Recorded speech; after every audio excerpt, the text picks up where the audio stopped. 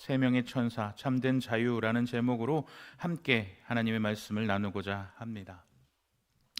자유의 여신상은 미국을 상징하는 조형물로 잘 알려져 있습니다. 미국 뉴욕의 리버티 섬에 세워진 높이 93.5m, 무게로는 204톤의 육중한 체중을 가진 여신상으로 미국 아메리칸 드림의 상징이라고 여겨집니다. 이 여신상의 정식 명칭은 세계를 밝히는 자유라고 하지만 이렇게 부르는 사람은 없죠. 그냥 자유의 여신상이라고 부르고 있습니다. 이 자유의 여신상은 미국에서 만든 것이 아니라 미국 독립전쟁 승리 100주년 기념으로 프랑스가 만들어서 선물한 것으로 잘 알려져 있습니다. 우리가 흔히 에펠탑으로 알려져 있는 에펠이라는 사람이 저 내부의 철조를 공사했고, 바르톨디라는 사람이 조각을 해서 그 철제 구조물 위에 입혀서 만든 조립식 조각품이라고 할 수 있습니다. 이 자유의 여신상에 상징물이 여러 개가 있는데요. 일단 머리에 쓴 7개의 뿔로 된 왕관은 미국을 이룬 자유와 평등이 7개의 대륙으로 햇살처럼 퍼져나가는 것을 상징합니다. 그 왼손에 든 책을 보실 텐데, 왼손에 든 책은 미국의 독립기념일 1776년 7월 4일이 새겨져 있습니다. 그러니까 미국 독립기념일의 독립선언서를 상징하는 것을 들고 있습니다. 오른쪽에 있는 발은 사슬을 끊어서 그 사슬을 밟고 있습니다. 그러니까 노예의 신분, 다른 나라에 속박받았던 신분을 끊고 이제는 나는 그것을 밟고 일어선 자유다라는 것. 그러니까 더 이상 우리는 노예의 신분이 아니라 자유인이 되었음을 드러내는 많은 사람에게 영향력을 끼치고 있는 여신상이라고 할 수 있습니다. 미국의 사례를 들어보았지만 우리나라에도 비슷한 자유를 얻었던 사건이 있었죠. 많이 보았던 사진일 텐데, 이 사진은 8월 15일에 광복을 맞이하고 환호하며 만세 사진으로 알려져 있는 사진이라고 합니다. 그런데 사실 이 사진은 8월 15일 날 찍은 것이 아니라 8월 16일 날 찍어졌다고 합니다. 왜 8월 15일 날 찍지 못하고 8월 16일 날 찍었을까요? 일본이 항복했다라는 것이 일본에서 라디오 방송으로 방송됐는데, 이 당시에 일본어를 저희가 그냥 일반 말하는 구어체가 아니라 문어체로 문장처럼 쓰여졌고 어려운 말로 썼다고 합니다. 자기들이 졌다는 걸 인정하기 싫었던 거죠. 그래서 어려운 말로 우리 일본이 어려움을 당했습니다. 그래서 이제 이 전쟁에서 물러나고자 합니다. 이런 식으로 두루뭉실하게 표현했기 때문에 무려 하루가 지나는 동안에도 일본이 졌대라는 내용이 퍼져나가지 못했던 것이죠. 그래서 드디어 8월 16일이 되었을 때에야 모든 전국에 우리가 독립을 맞이하였구나라는 사실이 알려지게 되었고, 이 사실을 들은 모든 국민들이 밖으로 나와서 만세를 부르며 대한독립 만세를 외쳤다라고 합니다. 그래서 8월 15일을 우리는 광복절이라고 부릅니다. 광복절은 빛을 회복한 날, 빛광자에 회복할 복자를 사용해서 진정한 자유의 찬빛을 회복한 날로 알려져 있습니다. 자유에 대해서 상징성이 큰 조형물과 상징성이 큰 사건을 보았습니다. 억눌렸고 노예였던 시절에서 벗어나서 참된 자유를 얻는 기쁨이라는 것은 아주 큰 것입니다. 우리에게도 마치 저런 광복과 같은 빛을 회복한 날이 있었습니다. 어둡고 무거운 죄의 짐에 있었던 크리스찬이 빛을 회복한 그날, 자유를 얻은 날, 죄로부터 인하여 이제 회복을 얻은 그날을 함께 말씀을 통해서 알아보려고 합니다. 크리스찬에게 얻어지는 광복, 참 자유는 어디에서 얻어질 수 있었을까요? 바로 골고다 언덕, 십자가 언덕에서 자유를 얻을 수 있었습니다. 철로 역정의 순례자 크리스찬은 등에 무거운 짐을 지고 좁은 문을 통과하여 십자가 언덕에 서는데, 그 언덕에 서는 순간 자신을 무겁게 짓누르고 있던 그 무거운 짐이 순식간에 벗겨집니다. 그리고 그 무거운 짐은 순식간에 떼굴떼굴 굴러서 무덤 속으로 쏙 들어가 버리고 맙니다. 그는 죄의 짐을 벗고 진정한 자유를 맛보게 됩니다. 십자가 언덕에 도착한 순례자 크리스찬의 모습을 존 버녀는 이렇게 묘사합니다. 제가 읽어보겠습니다. 언덕을 기어 올라 십자가에 이르자 짐 보따리가 등에서 툭 떨어져 나가더니 대굴대굴 굴러 무덤 속으로 사라져 버리고 말았다. 마침내 자유로워진 크리스찬은 더할 나위 없이 즐거워하며 행복에 겨워 소리쳤다. 주님이 고통을 당하신 덕에 내가 쉼을 누리고 그분이 스스로 죽임을 당하신 까닭에 내가 생명을 얻었구나. 크리스찬은 한참 동안 가만히 서서 십자가를 우러러 보았다. 그저 바라보기만 해도 짐이 벗겨진다는 게 너무도 놀라워서 믿어지지 않을 지경이었다. 크리스찬은 보고 또 보았다. 어느새 눈물이 솟아 뺨을 타고 흘러내렸다. 철로역정의 한 부분을 제가 읽어드렸습니다. 이렇게 감격에 빠져서 눈물을 흘리고 있는 크리스찬 앞에 돌연히 천사 한 명이 나타나서 그에게 이렇게 선포합니다. 당신의 죄가 사함을 받았습니다. 존 버녀는 이 장면 옆에 마가복음 2장 5절이라고 기록해 놓음으로 이것이 성경의 근거를 두고 있음을 드러냅니다. 마가복음 2장 5절 말씀은 어떤 말씀이었는지 우리 함께 그 말씀을 읽어볼까요? 시작. 예수께서 그들의 믿음을 보시고 중풍병자에게 이르시되 작은 자야 내 죄사함을 받았느니라 하시니. 우리 성도님들 잘 알고 있는 이야기입니다.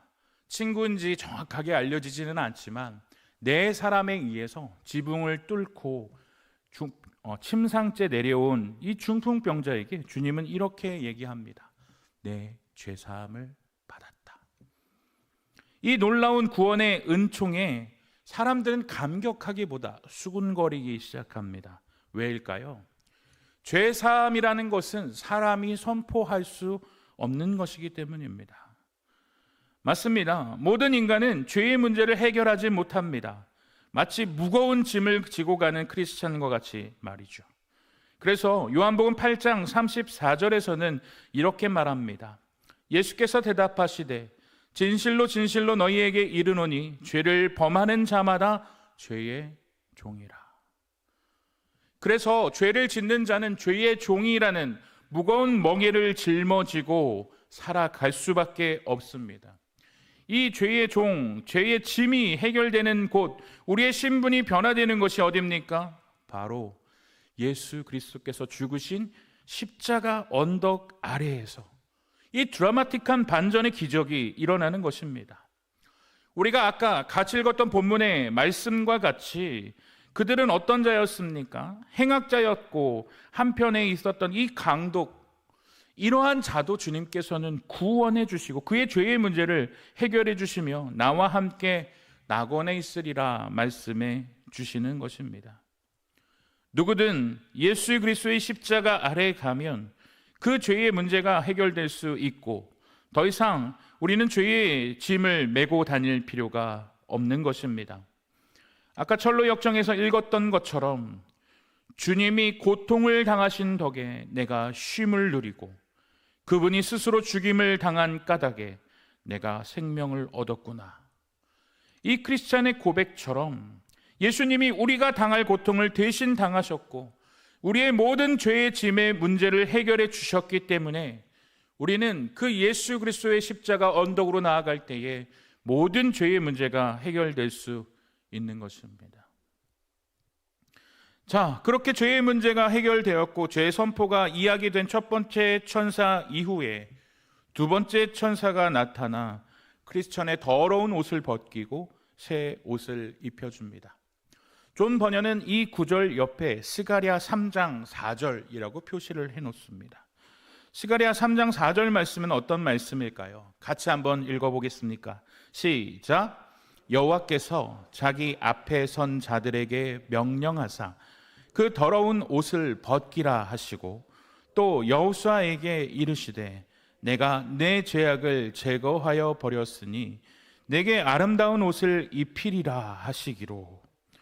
우리의 죄악으로 인하여 더러워진 옷을 벗겨주시고 새로운 옷을 입혀주시는 것입니다.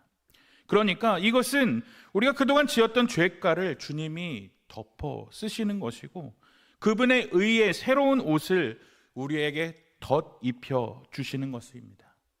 이것은 우리가 의로워서 얻어지는 것이 아닙니다. 은혜로 그분의 의가 입혀지는 것입니다. 우리가 어떠한 노력을 해서 주님께서 새 옷을 입혀주시는 것이 아닙니다.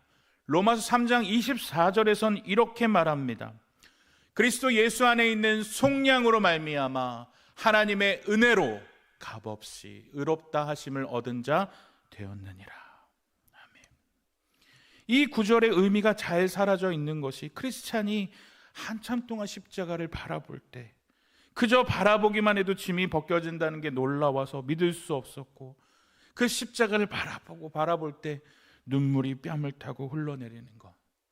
나는 아무것도 하는 것이 없는데 내 죄로 인해 찌들었던 그 옷을 주님이 싹 가져가 버리시고 주님의 의를 입혀서 새 옷을 쫙 입혀주시는 그 모습, 그것이 바로 은혜라는 것입니다. 죄인인 우리를 구원해 주시는 그 놀라운 은혜가 이 십자가 언덕에서 일어납니다. 이제 마지막 천사가 나타납니다. 이 마지막 세 번째 천사는 크리스찬의 이마에 인을 치게 됩니다. 이 인은 도장을 말하는데요, 존 번연은 이 인을 치는 장면 옆에 에베소서 1장 13절을 기록해 놓습니다. 우리 이 말씀도 함께 읽어볼까요? 시작. 그 안에서 너희도 진리의 말씀 곧 너희의 구원의 복음을 듣고 그 안에서 또한 믿어 약속의 성령으로 인치심을 받았으니. 누구로 인하여 인치심을 받았다고요? 약속의 성령으로 도장을 찍어주는 것입니다. 도장을 찍는다는 건 어떤 의미입니까? 우리가 중요한 계약을 할 때 도장을 꽉 찍는다는 건 이걸 찍음으로 인하여 이건 누구 거가 된다는 거죠? 내 거가 된다는 거예요. 성령께서 도장을 딱 찍어준다는 것은 무슨 의미입니까? 우리는 이제 누구 거가 된다는 것입니까? 하나님의 것, 하나님의 백성, 하나님 소유가 된다는 것이 도장 찍혀져 있다라는 거예요. 이제 너희는 내 백성이다, 내 소유다. 이제 너를 누구도 뭐라 할 수 없다. 왜? 너희는 내 백성이기 때문에.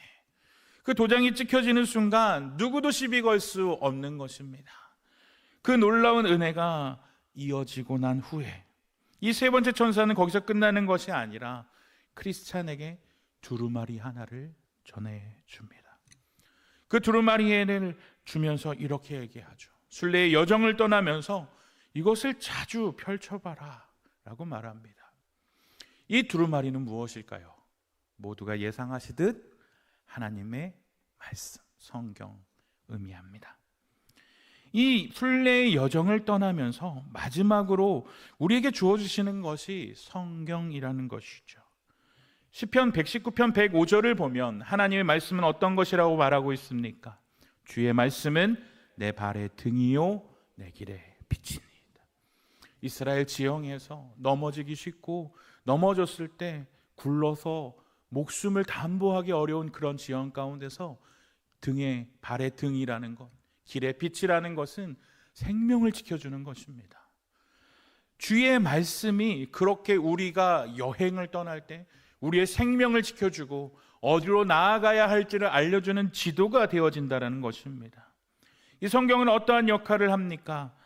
우리 제자반 필수 암송이라고도 할 수 있는데, 제가 우리 초등부 아이들 대상으로 제자반 하고 있거든요.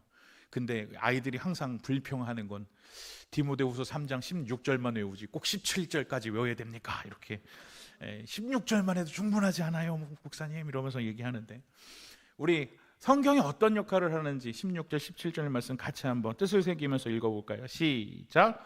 모든 성경은 하나님의 감동으로 된 것으로 교훈과 책망과 바르게 함과 의로 교육하기에 유익하니 이는 하나님의 사람으로 온전하게 하며 모든 선한 일을 행할 능력을 갖추게 하려 함이라.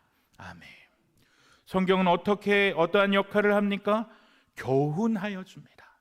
어떤 게 바른 것인지, 어떤 게 잘못된 것인지 우리를 가르쳐 주십니다. 그리고 주님의 그 의로 우리를 교육하여서 잘못된 걸로 나아가지 아니하도록 교정하여 줍니다. 그리고 궁극적으로 온전하게 우리를 준비시켜 줍니다. 이 준비시켜 주다라는 헬라어 단어는 무장시켜 준다라는 뜻입니다. 그러니까 너희들이 이 여행을 떠날 때 어려움을 겪지 아니하도록 훈련된 자로 나아갈 수 있도록 너희들이 싸워 이길 수 있도록 무기를 제공해 주고 무장시켜 줄 것이다 라고 말합니다. 순례의 여정을 떠날 때 우리는 우리의 혼자의 힘으로 가면 넘어질 수도 있고 길을 잘못 들 수도 있어요. 그러나 지도가 있으면 어떻게 됩니까? 우회전해야 되는구나, 이쪽으로 가면 쉬는 곳이 있구나, 저쪽으로 가면 위험한 곳이 있구나, 말씀을 통하여 우리는 가이드를 얻을 수 있다라는 것이고, 그 말씀이 우리가 결국 궁극적으로 온전한 사람이 되어지는 것에 도움을 줄 수 있는 최고의 안내자가 되어질 것이라는 것입니다. 오늘의 말씀을 잠깐 요약을 해보면 우리는 십자가 언덕에서 우리의 죄의 문제가 해결됩니다. 이 세 명의 천사는 누구를 상징하는 걸까요? 여러분 다 짐작하시겠지만 우리의 죄 사함을 선포해 주시는 성부, 그리고 의의 옷을 덧입혀 주시는 성자, 성령의 인쳐 주심을 상징하는 성령, 이 세 분을 상징합니다. 그래서 이 십자가 언덕에서 죄의 문제가 해결되고 하나님의 백성으로 준비되어진 자, 참 자유를 얻게 된 크리스찬은 모든 것이 여기서 이야기가 끝나면 너무나도 좋았겠지만, 여기서 도장까지 딱 받았으면 이제 하나님 백성 됐으니까 이제 딱 하늘나라로 바로 쫙 점프 뛰면 얼마나 좋겠습니까? 그런데 문제는 여기서 끝나지 않는다는 거예요. 죄 좀 벗어버리고 하나님 백성 된 것으로 우리의 순례의 여정은 끝난 것이 아니라 이제 어떻게 보면 본격적으로 예수님을 믿는 사람으로서 앞으로 걸어가야 할 순례의 여정은 시작되어진다라는 것입니다.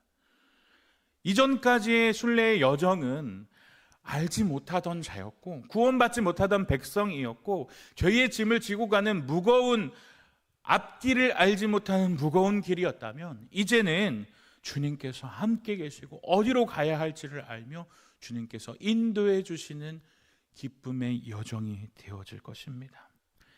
이 여정을 안내하는 지도가 성경인 것에 우리는 주의 깊게 보아야 합니다.